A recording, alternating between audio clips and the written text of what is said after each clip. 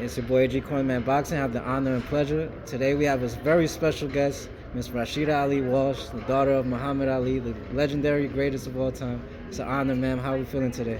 Very good, thank you, brother.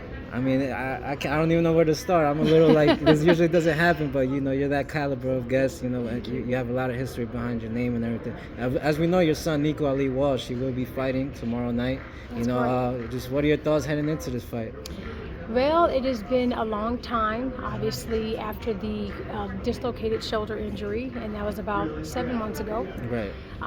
It has been frustrating for all of us. I think when you have an injury of that caliber, which turned out worse than it was really anticipated, you go through a lot of things mentally. And of course, every fighter goes through challenges, and when you deal with things like injuries and setbacks, it takes just a little piece from you. And I think Nico, went through a hard time dealing with that. And, he really wanted to get back to boxing. So it was taking away his ability to train and get back to what he loves. So going through that, I think, was great for him because it allowed him to address some of the issues that he has and focus on those issues. Because he loved the sport so much, once he was in a sling after the surgery, he was able to focus on what he loved, but also do things differently, reflecting back on the actual fight. And I think that's always a good thing because it allows you to appreciate what you love and fix the issues that you've had prior to the injury. Wow. Tells you a lot about a person when you're dealing with things like this, but we're just grateful that he's in a better space now. His arm is stronger than it was before the injury occurred, and he's working again with the dream team. So I'm excited to see him get back to what he loves and to show the world that he's serious about what he's doing. That's awesome. Now, that just led me to my next question, because me as a parent myself, I've been very curious, and you being his mother, just how are your thoughts with him being involved in boxing, knowing with everything, all the battles your father went through, and now knowing that your son is, coming up, choosing the same profession. Just how do you deal with that? How do you accept that? Well, congratulations to you as a father. Oh, thank you very so much. you understand my frustration. Absolutely, yes, I do. I really didn't know, because I have two boys that are boxers. One is a fighter in MMA, and the other one is a boxer. Right. I didn't know that they would choose boxing or sports in general. They had different paths. I know Nico really loved film and business, and so I thought at some point he would become a film director and own his own business. So I knew at a young age he would do that, and Biagio, the same thing. I knew they would somehow be entrepreneurs in something, but I didn't think sports would be it. Of course, with their genes, I think maybe they're good at sports, but I think genetically, I think they were inclined to compete. And I wasn't happy about them choosing fighting as a sport, but nonetheless, my husband and I both, we want to support them, but we are, a little uncomfortable because we don't want them to get hurt, obviously. As a parent, we don't want our kids to get injured or hurt, or even the opponent. We want them to stay safe. But we're embracing them with positive energy, and we, of course, are going to support them no matter what they choose. Wow, that's pretty deep. I mean, and now I'm just wondering, because with all the experience you had, with your father being the legendary champion, how much experience were you able to gain from that? Or were you too young, to where you can now help Nico today in his career? Yeah. So when my dad was in the prime of his career, I was just a toddler, and my dad retired when I was 11 years old. So I only had the privilege of seeing one of his fights, and it was actually against Trevor Berbick in 1981 in Nassau, Bahamas. And of course, at that time, my dad was, he was older, in his late 30s, and I think he was maybe 41. So my dad couldn't say no to the sport. My dad loved the sport. I remember telling him after the loss, because he was overweight, he was just way past his prime, fighting a way younger gentleman. I remember telling my dad after that fight, just retire, because my dad made attempts to retire a couple of times and he never carried through. So I remember telling him, it was hard to watch that fight. Because he wasn't, of course, the best version of himself, because he was older and and he just couldn't say no to the sport.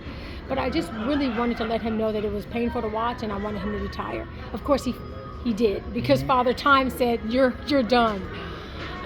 The best advice, though, I can give my boys who are in this very, very challenging and grueling mentally and physically sport is to don't lose track of who you are.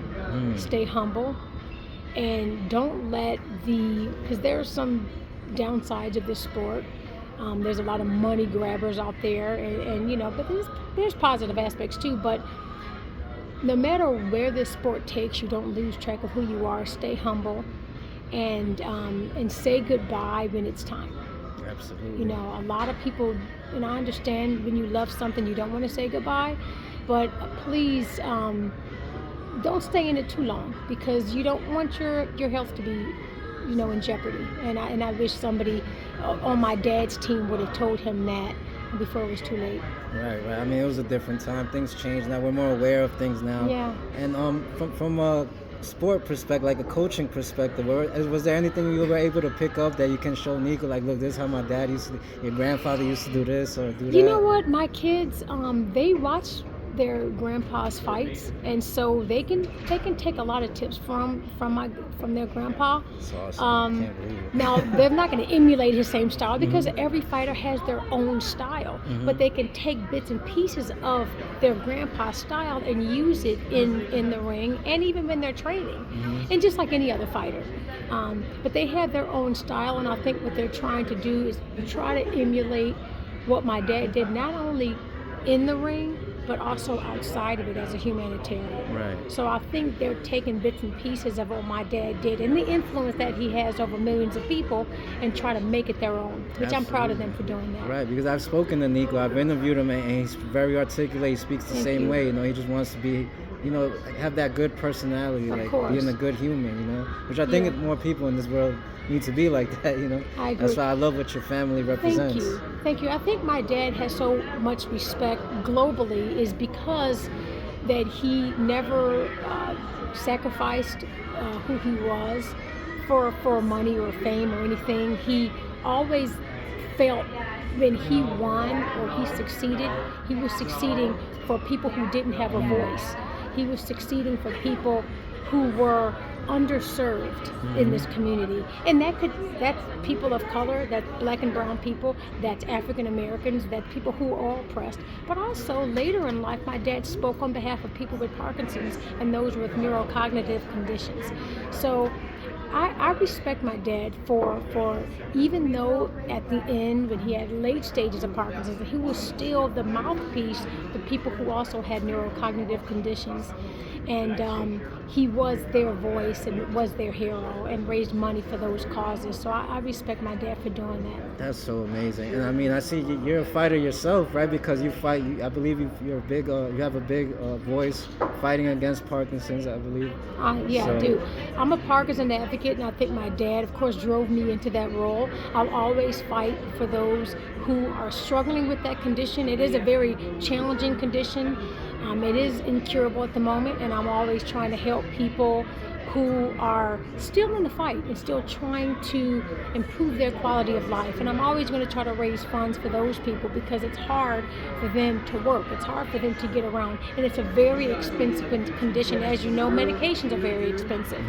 So I'm always going to try to fight for their cause, and to try to help them live a better life and improve their quality of life, the way my dad did when he was here. That's so awesome. I feel it's such a lovely energy. I wish people watching could be here to feel that energy. Thank you. So, ma'am, sir. I have to ask you, like, I got your take from the mother's perspective. Now, from a daughter's perspective, just how was that, having your father in these battles where he may not have been in his prime, and like, how was that, dealing with that? My dad was the same person. If I look at video and footage, because I didn't obviously know my dad when he was Cassius Clay, but when I look at footage of my dad as Cassius Clay, and then footage of me as my older self, talking to my dad, and we had a great relationship that we shared one another. He was the same person as he was Cassius Clay. Daddy didn't change who he was for anybody or anything.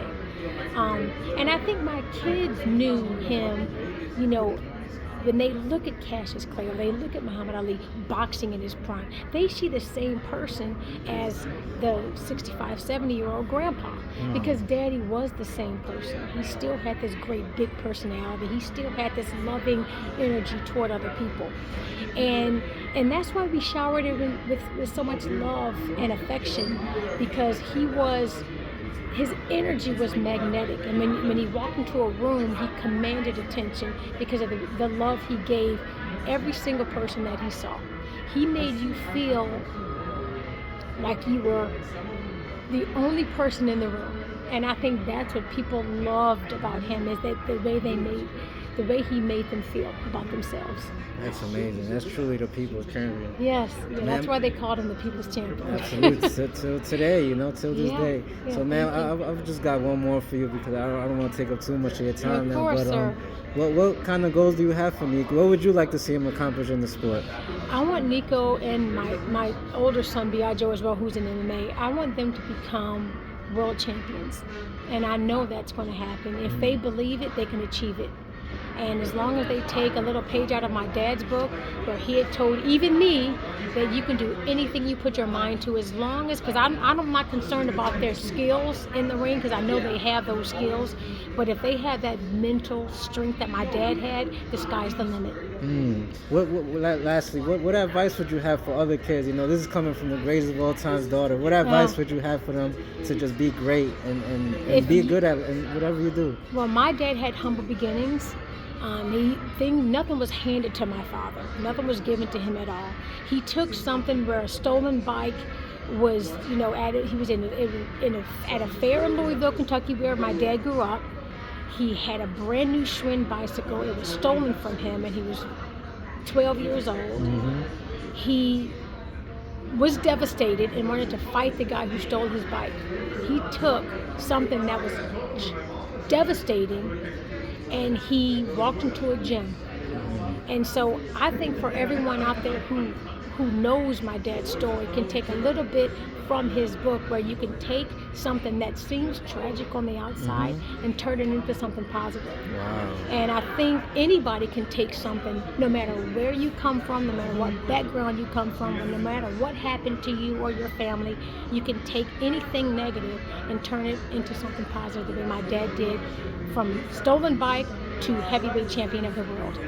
The greatest heavyweight. I believe 7-time fighter of the year. No other fighter has that award so many times. Yeah. That's amazing. It's really amazing what he's been able to do with his circumstances. I love that message. Turn the pain into something positive, right? Absolutely. Man, thank you so much. Thank you, any brother. shout out you want to give to anybody? Anything we should look out for? Any work coming out or anything? No, you know what? I am a dedicated Parkinson advocate. I'm supporting my boys in fighting, but also I'm an advocate for other fighters who are out there doing what they love and trying to keep them safe physically, mentally, and spiritually. There you guys have it. Ms. Rasheda Ali Walsh, thank you so much. It's been such an honor. I still can't believe I'm doing this, but thank you so much. Thank you. And I wish the best for you and your family and generations to come, the best for all of them. Thank you for everything you guys have done for the world and for the sport. I Thank really you for appreciate having it. me. I'm honored. Thank you so much, and God bless.